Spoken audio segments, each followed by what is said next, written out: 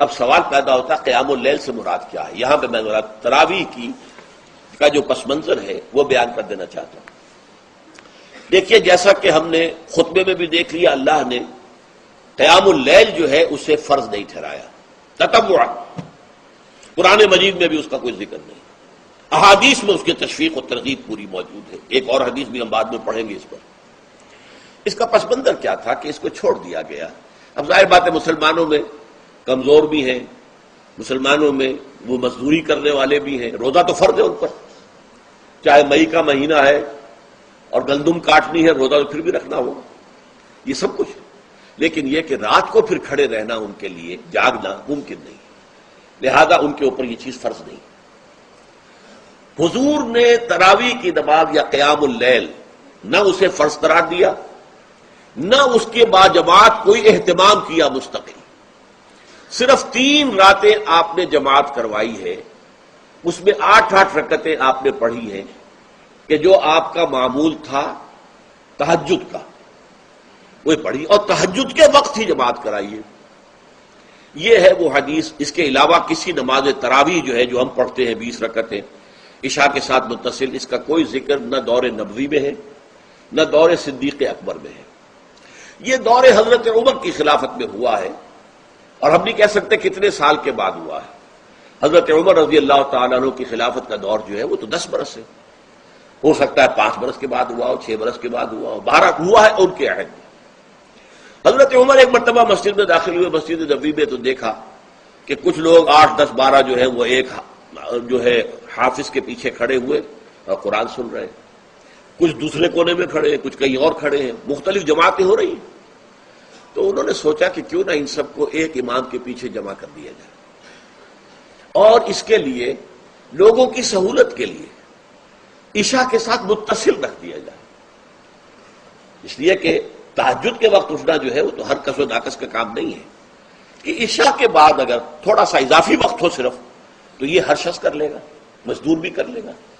لہذا آپ نے یہ نظام تجویز فرمایا کہ عشاء کے متصلاً بعد 20 رکعت نماز پڑھی جائے اور ایک امام کے پیچھے پڑھی جائے۔ یہ گویا کہ اجتہاد ہے حضرت عمر رضی اللہ تعالی عنہ، اس کو آپ نے خود بدعت بھی قرار دیا ہے، لیکن بدعت حسنہ۔ بدعت کس اعتبار سے؟ لغوی اعتبار سے، نئی بات، اس لیے کہ حضور کے زمانے میں نہیں تھی، تو یہ اس طریقے سے ایک نئی بات ہے، لیکن یہ بات چونکہ بہت اچھی ہے، بہت عمدہ ہے۔ آپ جب یہ نظام چل پڑا تو ایک دن مسجد میں آئے، دیکھا کہ بڑی بھری مسجد ہے، صحابہ کھڑے ہیں اور ایک امام کے پیچھے قرآن سن رہے ہیں۔ آپ نے فرمایا نعم البدعۃ ھذہ، یہ جو ہم نے نئی بات شروع کی ہے یہ بہت اچھی ہے، بہت عمدہ ہے۔ اب یہاں سے فرق واقع ہو گیا ہے۔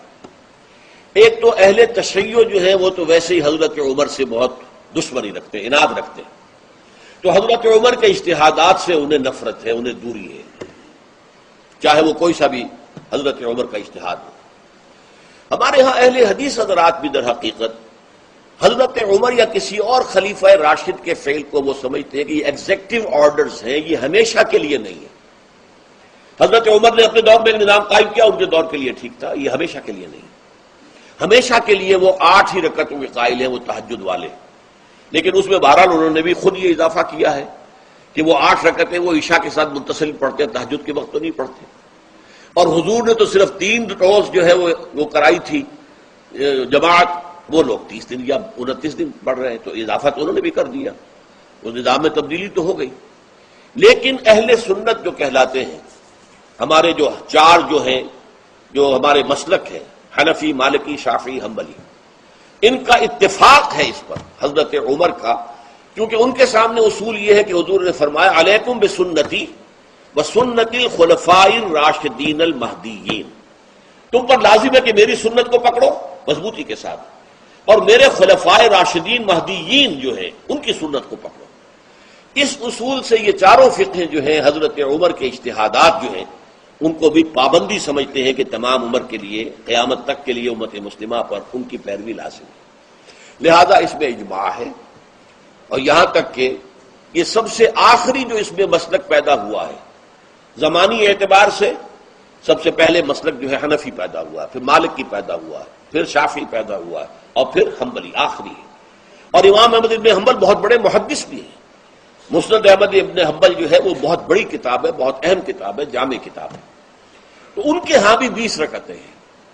چنانچہ حرمین شریفین میں، سعودی عرب میں، مکے اور مدینہ منورہ میں جو نماز تراویح ہوتی ہے اس کی 20 رکعتیں ہیں. لیکن اہل حدیث حضرات جو ہے وہ اس 8 کے اوپر اتفاق کرتے ہیں. بہرحال یہ ایک اختلاف ہے جو میں نے اس کا پس منظر بیان کر دیا.